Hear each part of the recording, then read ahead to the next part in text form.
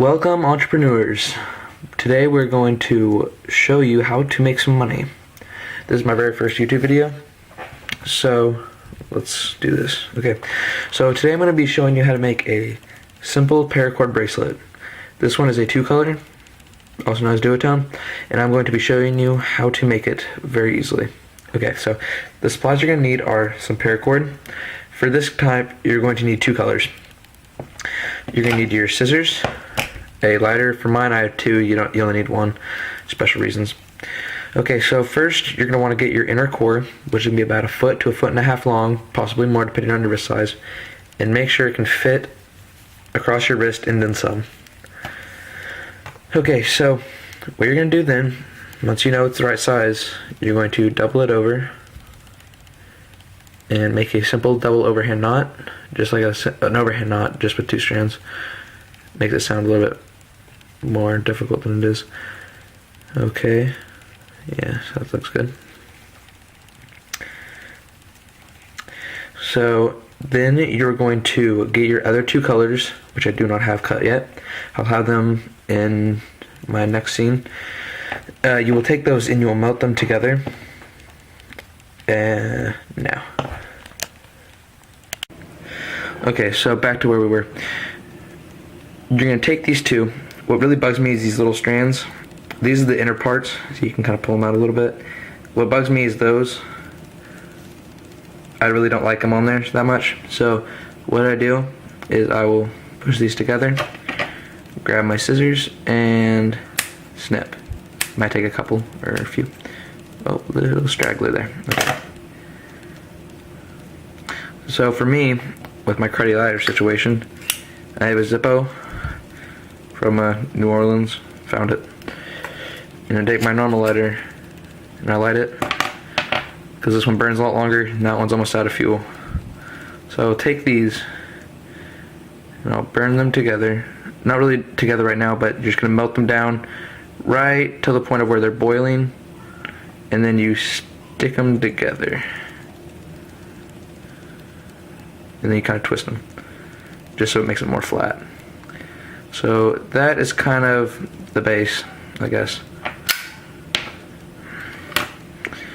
It's a little kind of crude. If it's a little bit too bumpy or too like scratchy or something for you, you can just take this and snip off around the edges. Whatever floats your boat. So you have this. It's pretty strong. It's not going to come apart too easy. It's pretty neat. I don't know how good this camera quality is, so it won't look too great. So now what you're going to do is you're going to get your little middle piece that you started back out with, and you're going to take this and line it up so you got this top loop, and you're going to measure it to kind of around there. You're going to take your other piece, put it right up against there, and kind of hold it with your fingers. Now comes the part where you choose which part is going to be on this middle part or these little bumps on the side. I chose white to go in the middle, so I'm going to cross this one over that one. Then you take this black one down under and back out the other loop. I'm going to be doing that a few more times because every single knot's the same, including the starting knot. So if you didn't catch it the first time, just keep on watching and you'll see it in the later part of the video. One thing that really bugs me is sometimes I'll accidentally make this loop a little bit too big, and so the knot will slip out very easily, and that bugs me a whole lot. You got no idea. So I'm going to make sure that that loop is just big enough for the knot to go in and no bigger. Okay, a neat little thing you can do right here, because whenever you melt 2 colors together, that melt will usually be right there on the back, and that really bugs your wrist. It irritates it. So what you can do is you can pull the knot, the one at the top, down around so it's right there on the side. Just a little bit up. And then you're going to continue with your second knot. The second knot, you take the first strand that you were using, which is the white one, and you loop it back over across the other side. And then you're going to take this black one, do the exact same thing, go under the bottom, then back through that loop that you made with the white. And then you pull it tight. and then beautiful. And now see, that melt part is kind of hidden back there. You can still see it a little bit, but it's not going to hurt you anymore. It's not going to be irritating to your skin whatsoever, which I really enjoy that, because it bugs the crud out of me when I make one and it sits there and jabs my wrist and I get little marks all over. It's really annoying. Okay, so then you continue down and you keep on making it.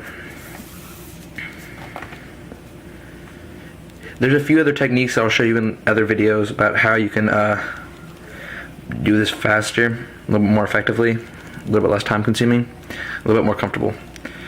Okay, so there's your first 3 knots, and I'm gonna leave for a second, finish it, and show you what it looks like. Okay, so we are back, and this is the finished product. What's really neat when you do the doubled color is it's the reverse. See, on here the middle is white, and on this side the middle is black. It's pretty neat. So we've come to the end of this bracelet.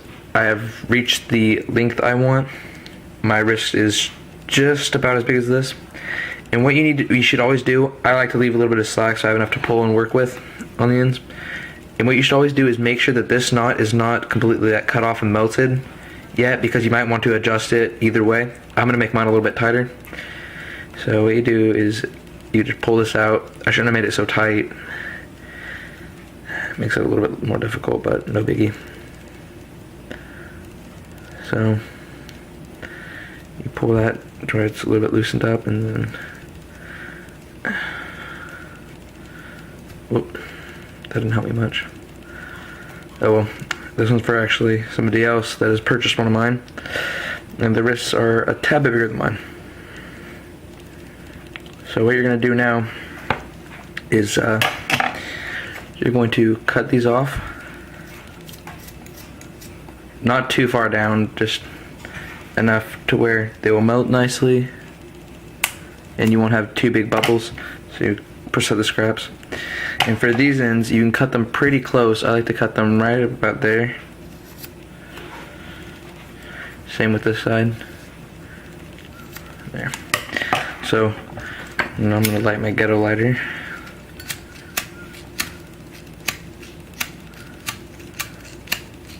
Oh my gosh.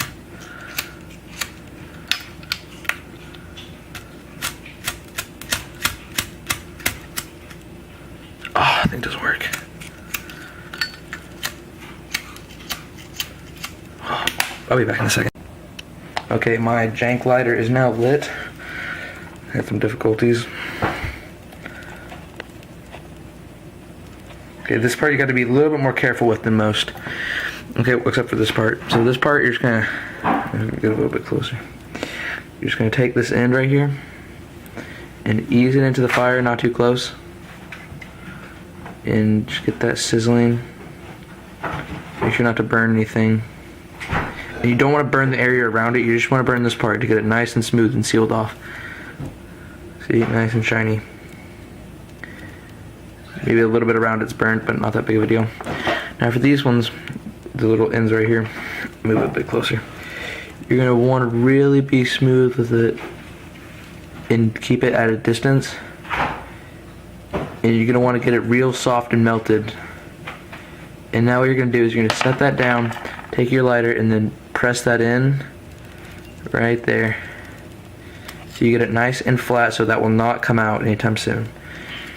Then you do it again with the other side.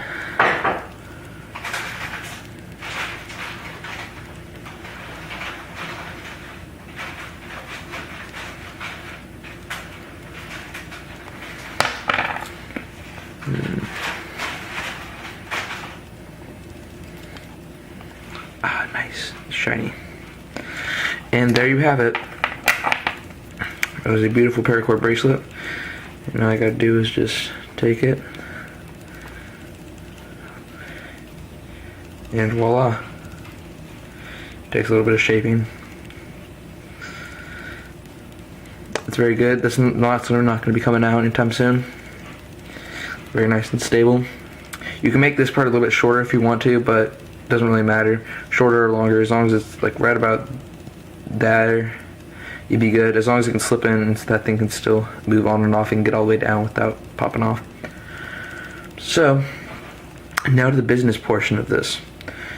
A really great idea for these is you can take these to school. You could make a couple for yourself and wear them around to showcase them a little bit. And then what you can do then is take them, and if somebody asks you about them, say, hey, I'm selling these, do you want one? Or you could maybe make a couple for your friends, tell them about it, and then they can showcase for you and they can bring business in for you.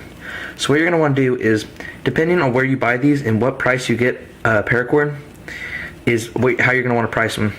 I personally buy my Paracord off of Amazon.com.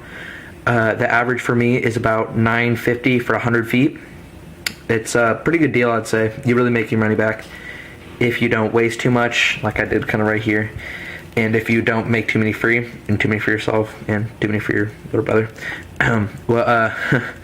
So mine, I priced them at about $5 a piece for one like this.